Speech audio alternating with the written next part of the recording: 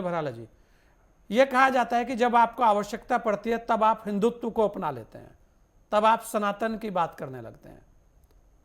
और जो बात है वो भी आपके सामने है कि अखिलेश जी लगातार निशाने पर ले रहे हैं सरकार को, और बिशंबर सिंह यादव जी कह रहे हैं कि केवल दो ही लोगों का जो चेहरा है वही वहां पर दिखाया गया है। मतलब कुंभ को लेकर भी सवाल है।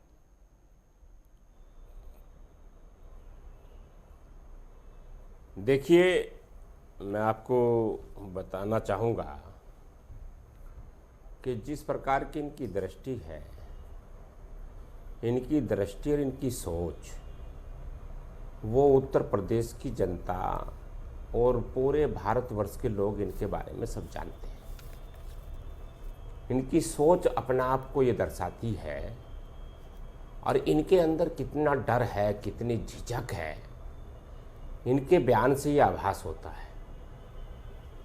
तो सनातन और हिंदू, ये हिंदू होते हुए भी ये हिंदुत्व की बात नहीं कर सकते, ये सनातन होते हुए भी सनातनी के धर्म की बात नहीं कर सकते।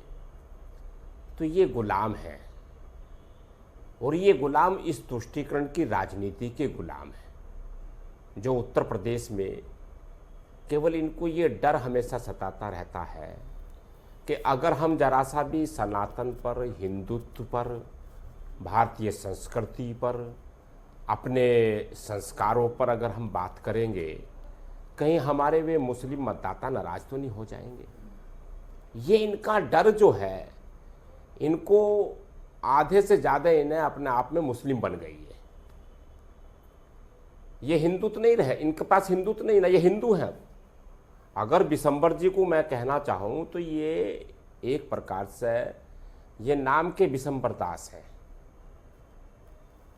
जिस प्रकार की ये बातें करते हैं और डिबेट पर आते हैं और उस पर भी बोलते हैं, ये जहाँ पूरा देश देखता है चैनल को, तो वहाँ भी डरते हैं। ये कमरे में तो इनका हाल क्या होगा। जहाँ हमारे सनातनी हिंदू की परंपरा है, भारतीय जनता पार्टी ने आज से नहीं, मैं जब से कहता हूँ कि जब सन 1951 में जनसंघ की स्थापना की थी, तब उससे बनने के उपरांत से हमने और हमारी पार्टी ने उस एजेंडे को सर्वोच्चता से, प्रमुखता से रखा कि हम लोग इस भारतवर्ष के अंदर अपनी भारतीय संस्कृति, राष्ट्रवाद, भारतीय सांस्कृतिक राष्ट्रवाद, हिंदुत्व अपना, और कश्मीर 370 और भगवान राम की जन्मभूमि काशी और मथुरा, ये हमारे एजेंडे हैं। जब हमने स्थापना करी थी उस काल के अंदर हमने ये बात कही, और हमने ये बात नहीं सोची थी कि इस पर हमें नुकसान होगा या नफा होगा। हमने संघर्ष किया, कम से कम इतने लंबा संघर्ष किया कि 1951 से लेकर के 21 अक्टूबर 1951 से लेकर के सत्ता में तो हम कब आए, हमने 50 साल संघर्ष किया, सड़कों पर लड़े। ना इनके पास क्षमता है लड़ने की। ये मुद्दे को कौन मना करता है, इनसे सनातन बात करने की बात करते, ये कह रहे हैं, इनका जवाब आता है, ये आपको ये जवाब देते हैं इस बात का कि ये सनातन और हिंदू उसका दुरुपयोग करते हैं, इन्हें केवल वोट का एक ये बहाना खोजते हैं। मैं आपसे पूछना चाहता हूं कि इन्हें किसी ने मना किया है क्या? किसी ने प्रतिबंध किया है कि तुम सनातन की बात मत करो, आप हिंदुत्व की बात मत करो?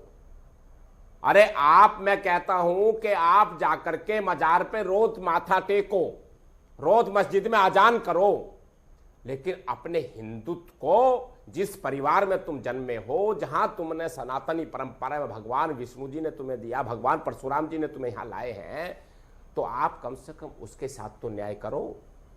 या वोटों के चक्कर में पड़े रहेंगे, हमेशा तुष्टीकरण की राजनीति ही करते रहेंगे हमेशा।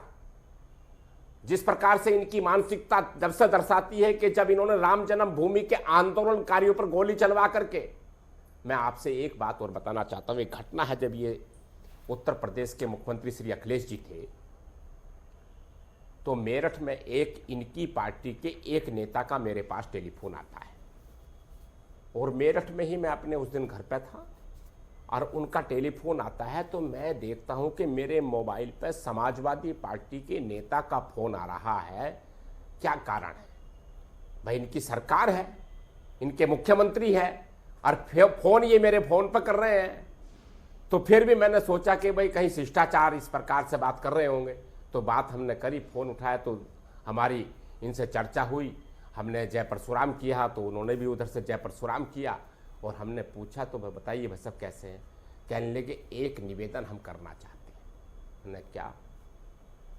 कि एक ट्रक में गाय जा रही है, गाय माता, और मैं चाहता हूं ये गाय माता कटे ना, लेकिन हमारी सरकार है और हमारी पुलिस है, हमारे अधिकारी हैं, हमारे कर्मचारी हैं, हम रोक नहीं सकते। सुनील भराला जी, आप जो है एसएसपी को कह दो कि ये गाय अगर कट गई तो तख्ता पलट देंगे हम।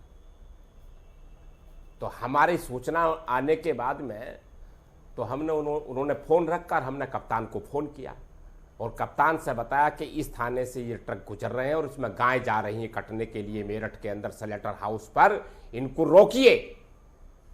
तो पुलिस अलर्ट हो गई, सरकार इनकी, और वे कप्तान ने वे सारी गाय कटने से बचाई, और इनके ही नेता ने, इनके ही विधायक ने मुझे धन्यवाद दिया। अच्छा सुनील जी, एक चीज देखिए, हाल ये है। हाँ, सुनील जी, अगर आप क्या संघर्ष करेंगे जीवन में? लगातार सुनील जी, लगातार योगी जी दो टूक बोलते नजर आते हैं, खासकर हिंदुत्व पर। बटेंगे तो कटेंगे, पूरे चुनाव के अंदर इतना बड़ा नारा रहा कि चारों तरफ सत्ता परिवर्तन हो जाता है। उसके अलावा भगवा अब नहीं लहराएगा तो कब लहराएगा, या नमाज पढ़ने के लिए सड़क नहीं है, या कावड़ चलेंगी तो सड़कों पर ही चलेंगी। इस तरीके की जब दो टूक बात होती है तो उसके बाद विपक्ष को तिलमिलाहट तो लाजमी है, होनी है। लेकिन यहां पर क्या ये सब सोची समझी भारतीय जनता पार्टी की रणनीति है, या आज समय की ये मांग है, ऐसा लगता है भारतीय जनता पार्टी को? देखिए, इसीलिए मैं अपने मुख्यमंत्री योगी आदित्यनाथ जी को कहता हूं कि वो शेर का बच्चा है। वो निडर होकर के अपने हिंदुत्व पर बोलता है, वो मंच पर खुलेआम चेतावनी देकर बोलते हैं, वो किसी से झिझकते नहीं, ना डरते, ना वो मतदाताओं की चिंता करते और ना वो किसी और की चिंता करते, ना इन विपक्षों की चिंता करते। वो सीधा बोला उन्होंने कि अगर बटोगे तो कटोगे निश्चित रूप से, और ये सत्य है। ये पूरे देश के अंदर ये नारा प्रचलन में गया, ये हर जवान पर आ गया, सारे चुनावों में है, इनकी पार्टी के, इनके कार्यकर्ताओं की जवान पर है ये नारा। ये भी बोलते हैं, कमरे में बोलते हैं, पर ये कभी ये इन्हें बाहर अगर ये मंच पे बोल जाए तो इन्हें ये ना कहने लगे भाई योगी आदित्यनाथ जी की, उत्तर प्रदेश के मुख्यमंत्री की नकल क्यों कर रहे हो तुम। तो मैं आपको कहना चाहूंगा कि बहुत स्पष्ट रूप से मैं गर्व से कहता हूं कि मैं हिंदू हूं, मैं हिंदू हूं। तो कौन सी बात है इसमें, और कौन सी समस्या है इसमें? आपको मैं कहना चाहता हूं कि किसी भी प्रकार की अगर कोई समस्या है क्या, या कोई बात है क्या, तो हमारी भारतीय जनता पार्टी, हमारी सरकार का स्पष्ट एजेंडा है। हम बिल्कुल स्पष्ट रूप से कहना चाहते हैं, हम हिंदू हैं, हम अपनी भारतीय संस्कृति के आधार पर, हम अपने जो है अपने भारतीय संस्कृति के आधार पर, अपने सनातन के आधार पर, अपने जो अपने हमारे सनातनी परंपरा है उसके आधार पर